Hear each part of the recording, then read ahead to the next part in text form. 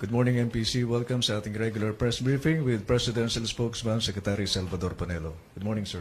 Good morning to everyone.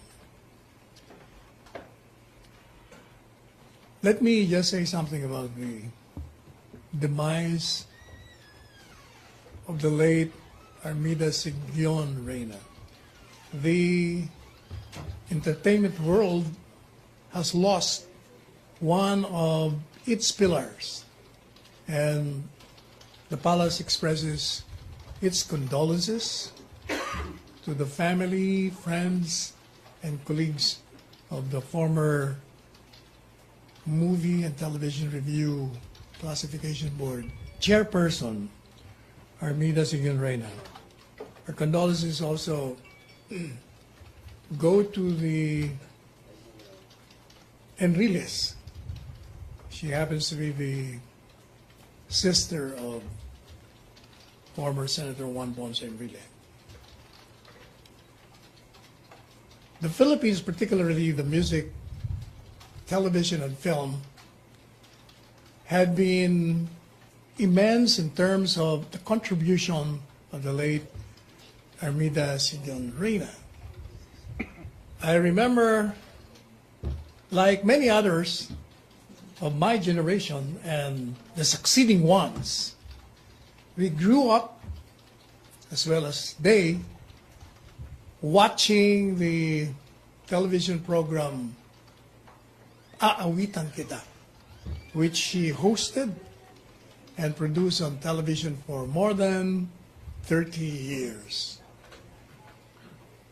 In fact, that particular show popularized Kundiman songs, which lately has been aired on radio. Songs like Anak Dalita and Dahil Sa'yo. Now, if you look at his biography, specifically the biographical book entitled Fear, and if you have witnessed how this woman faced her detractors as well as her critics, immediately you will know that this woman is, or was, one who was, or who had an independent mind of her own, and a principled citizen of that. And she has demonstrated this kind of character all throughout her career, specifically when she was chairman of the MTCRB, where she defended artistic liberties in cinema. Her voice, whether singing kundimans or advocating free expression, will be missed by many of us. So we pray for the eternal repose of her soul, and may perpetual light shine upon her. I'm ready for any question on any matter that you would choose to deal on. MPC question. Question, MPC. Nestor. Yes. Sir, today is the start of the official campaign period. Where is the President? At this time, Yes, sir. I haven't seen his schedule, but he's supposed to be here because he has some events to attend to today. I don't know if he has already flew in. Most likely, usually he comes in after lunch or just immediately before lunch. Thank you, sir. MPC question. Maricel. Sir, follow-up. Sir, why did the President choose not to attend the launching of the Hugpong in Pampanga? Yesterday? No, today. This morning. Hindi, akala ko 1 o'clock yun. Di ba meron 1 o'clock? So, pupunta siya, sir? Parang yun ang alam ko, 1 o'clock. So, pupunta, sir, si Presidente doon sa kampanya ng Hugpong ngayong hapon? Yan ang alam ko. Hindi ko alam kung nagkaroon ng change of schedule. Hindi ko alam kung nag-change. Pero yun ang nakalagay sa schedule. So will he be endorsing also all the members of the senatorial slate of Hugpong? Well, if he goes there, it necessarily mean he would have to endorse those who are on the stage sitting with him.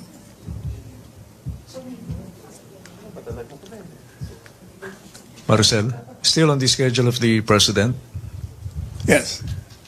other matters. MPC, question? No more question? Ina. Hi, sir. Sir, are you referring to the Hugpong events in Angeles City? Is that right? Meron kasing 1 to 3 p.m. and merong 4 to 5 p.m. Which of those is the president attending? Parang yung one ang alam ko. But I'm not sure kung nabago na yan. Okay. Lagi subject to change naman everything. Okay. Sir, on another topic, may I ask for the status of the expanded maternity leave bill because ang sabi mag-expire, it will lapse into law on February 14. Wala pa sinasabi ang Office of the Executive Secretary kung napirmahan na. Any word if the president will sign it before then? Wala pa eh. Well, I'll follow up my request. Okay. Thank you, sir. Joseph? Sir, mag-follow up kami ng maglalaps. Yung rice tarification, wala. Magkano? Rice tarification, sir, wala pa rin yun. Wala pa akong balita. Wala. Nagkita kami ni Secretary Bingbong kanina sa misa. Wala man siyang nabanggit.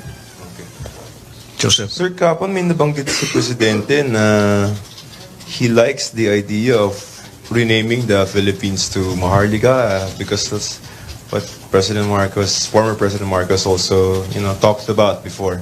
Yeah. Why? Well, his reason is the word Maharlika is a Malay word. And, di ba, marami na nag-criticize na yung Philippines was named after King Philip na may sakit pa nga daw yun ng you know what.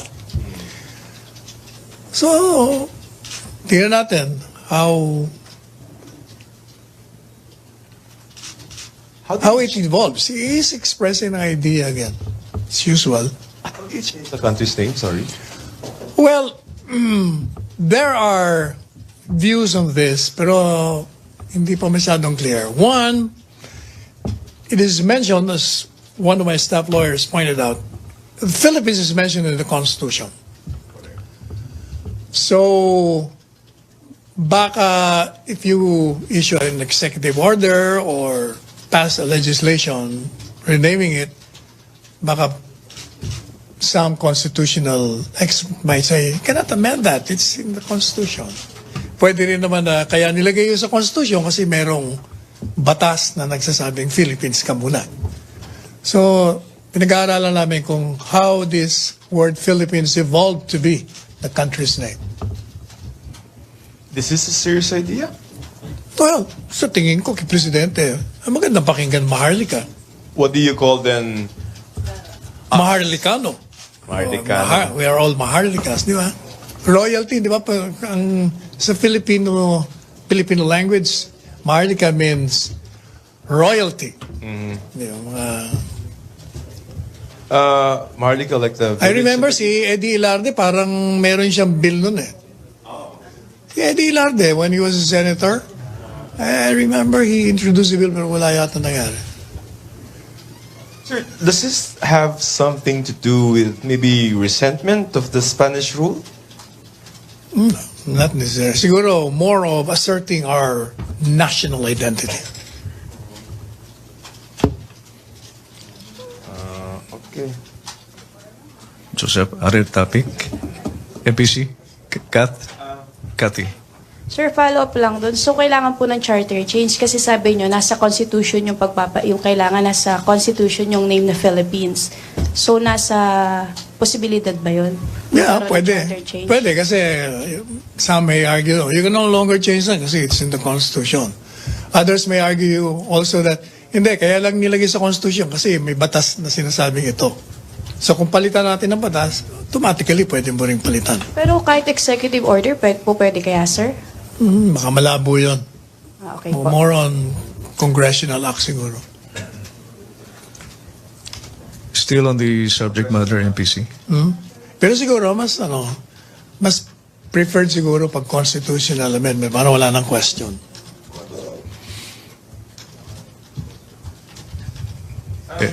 Joseph, still on the same Yes. topic. Okay. Any other ideas, Marcosian ideas that the president likes? No, it just happens na, actually, that's not Mr. Marcos' idea. Parang, I forgot the name of that person.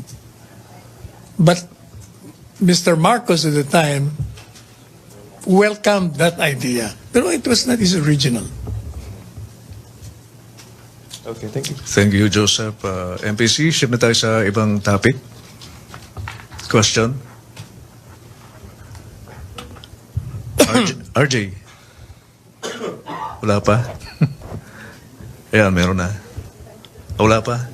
No more question? Right, RJ. sir. I asked this about 2 weeks ago. So how's your review of the UJEC and APO contract, sir? Is it legal? I've not, according to Secretary Luxin, he's still studying it. And I have not received other documents that I No, have. the last time I asked you, sir, you said you received the documents from them. So that's why you are going to Oh, start pero to review the documents. in our evaluation, meron pa kaming mga bagong nakitang kailangan namin dokumento. Like what, sir? Like the original contract between the foreign corporation that was handling it before it was taken over from it. Yan ang gusto ko makita. Hindi ko pa nakikita yun. So what exact documents did you receive? Contract. The contracts. Ano yun? Yung joint venture contract. So Nakita. based on your initial review, sir, how do you find it? We're still evaluating whether it contravenes the intent of the law. Because according to some lawyers are saying that joint venture pwede. So pinag-aaralan pa namin. Tingnan natin. All right, thank you. Salamat, RJ, MPC. Walang masyadong tanong. Catherine. Cathy. Sir, regarding sa BOL, yung follow-up ko lang sa question nyo kahapon, sabi ni Cotabato City Mayor Sayadi, her legal team is studying all options daw po. They're filing a complaint before the SC to declare the plebiscite in Mindanao null and void. Is it possible po ba, or are you confident na mababasura yung ganitong petition if ever ma-file? Di ba that's what I said yesterday? They can always file appropriate charges regarding their claims. But remember that there's still a pending petition before the Supreme Court questioning the constitutionality of the BOL. Di ba? If the Supreme Court, for instance, decides that it's unconstitutional, o mutin academic lahat na yun, may invalidate pati yung plebiscite. On the other hand, I'm sure the petitioners will argue that since there has been a ratification by the people, then that cured the unconstitutionality. Depende sa Supreme Court kung anong basa nila. Salamat, Cathy. Joseph. So yung bang proposal na, yung idea na ganyan ni Presidente, yung sa Maharlika, Yes. is he going to actively push for it? No, Like maybe ask si Congress. Presidente, ang di ba style ni Presidente, he Floats ideas. floats an idea, then somebody gets it, kung sa Congress, or kung sino man. Idea lang yung kanya. So he's floating lang an idea. Yeah, Not meaning maybe asking a study perhaps from the Yeah, NSCP. in the first place, it's not even an original idea. It's been there. I've been hearing that since I was in high school. Wow, it's a short time ago, no? Matagal na yan. Matagal yan. Maharlikang yan. I've been reading that. Parang wala masyadong kumagat.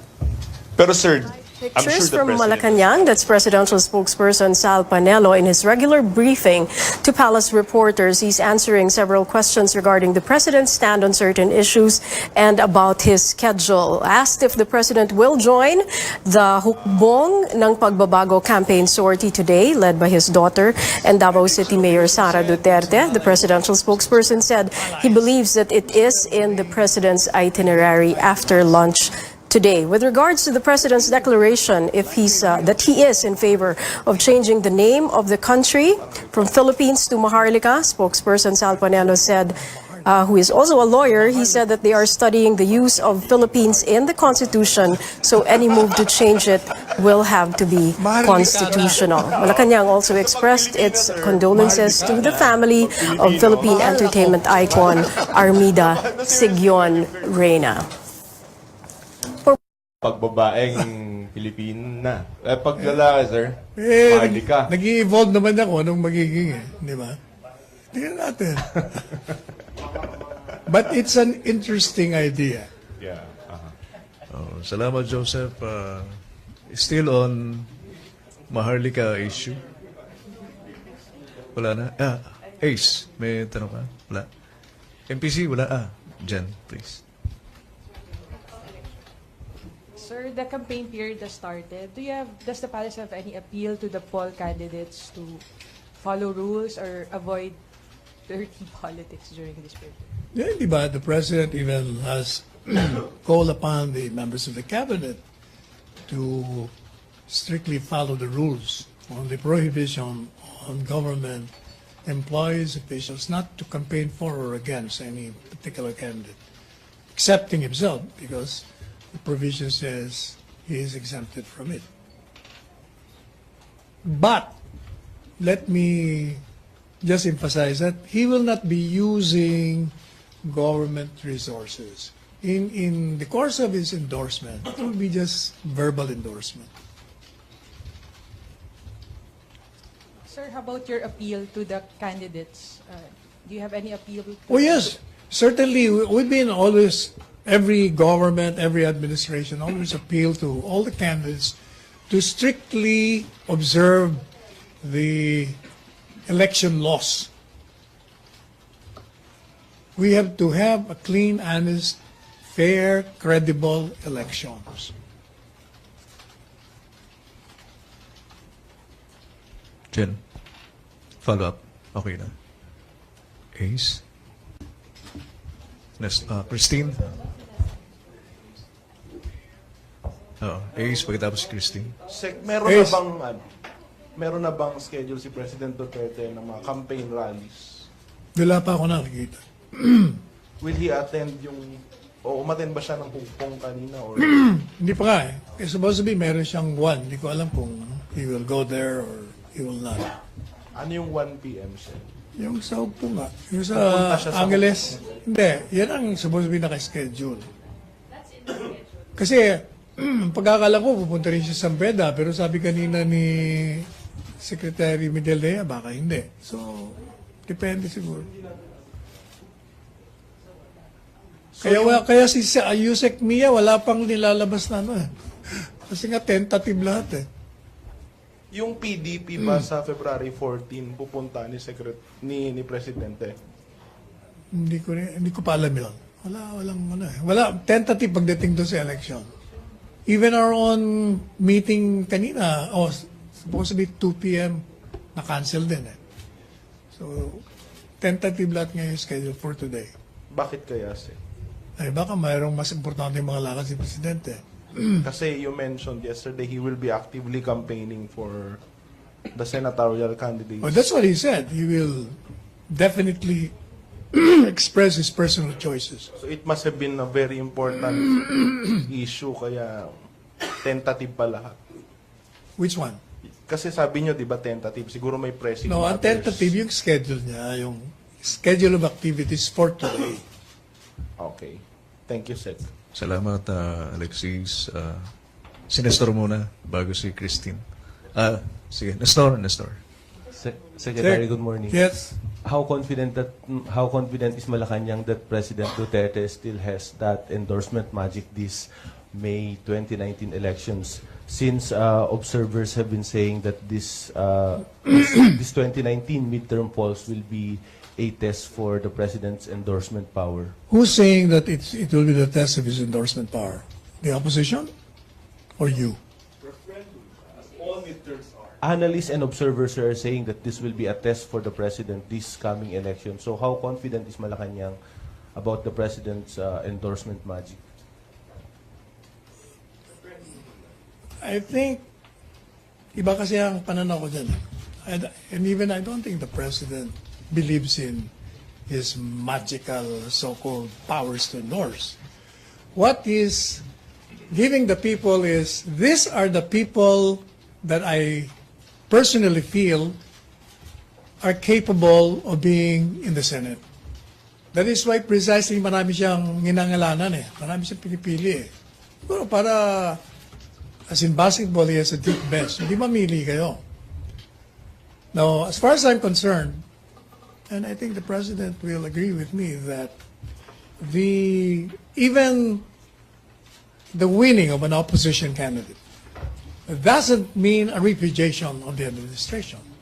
It only means that when opposition candidates win, it is an expression of the electorate telling them that we're putting you there to cooperate with this administration because we believe in this presidency and not you to destabilize it. I think that should be the message. Kaya kailalagay dyan para tumulong ka. Naniniwala kami sa'yo na tutulong ka kay Presidente, hindi para sirain mo yung kanyang mga programa di gobyerno. Sapagkat naniniwala nga kami sa kanya. Nakita mo naman ang survey. Palagi kaming approve. Kaya namin nilalagay dyan. Tulungan mo. And I think that's a good message coming from the electorate. Kahit na hindi naniniwala si Ina by her expression. Irireklamo ka na naman ng isang caller. Oo, meron. Yeah. I will address myself to the caller who called the station. I don't mind questions. I think that the administration coalition, the administration candidates, who's stronger? Okay, para medyo neutral yung question. Who's stronger, the admin or the opposition candidates? If you're saying, even if an opposition candidate wins, it's not a repudiation, but it's probably crossing to the other side. But back to the question. Let me answer in this manner. Since this is the first day of official campaigning, which directs us from refraining to campaign for or against, any comment with respect to your question may be deemed to be a campaign in favor of a certain candidate, and therefore, I cannot respond. Oh, hindi. Kasi when you say something favorable to a particular group, then you're effectively endorsing. And we will not allow members of the media to trick us into violating the Constitution or the election law. Have we forgotten our Joke, special joke, joke. guest? Pero sir, kung hindi pa meron, ngayon, na campaign na tayo, right? And the president said that, government officials should not be campaigning for... O, dapat lang. Kasi nga, That includes that's the himself. law. That's the law. Yeah, so we shouldn't be hearing President Duterte... No, the law exempts him. really? Eh, di ba? Wala ka kagabi. Kahapon. Binasa namin yung provision eh. So exempted siya. Except political offices. O, hindi kasama siya doon. That's why di ba sinabi niya kagabi, except me, I'm a political entity, I can do that. Pero, well, what about setting an example? O hindi. Precisely setting an example following the law. The law says you're exempted, you better do that. Otherwise, you're violating it. Fine. Thank you, Joseph. MPC?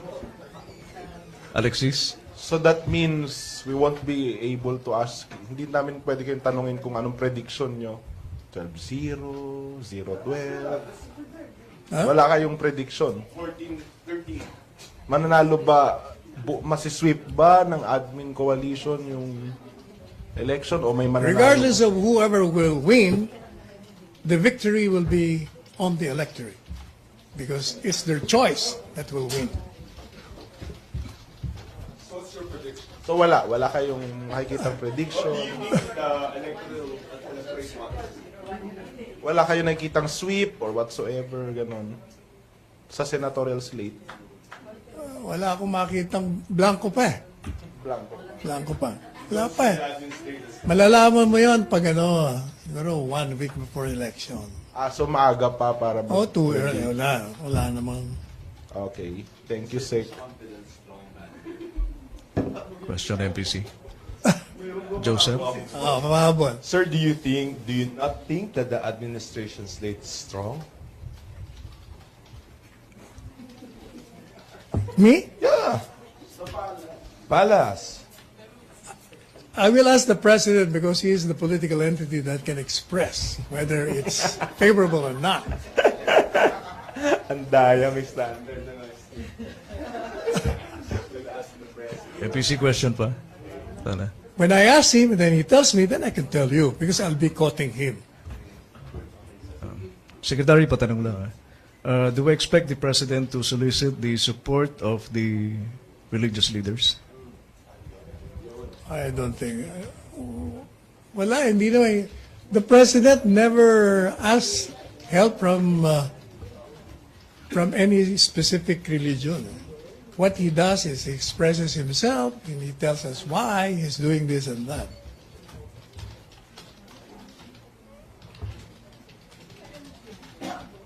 Thank you, Secretary. MPC, no more question? One last question. No more question? Maraming salamat, MPC. Maraming salamat, Thank you. Presidential Spokesman, Secretary Salvador Panelo. Balik tayo sa Radyo Pilipinas at PTV.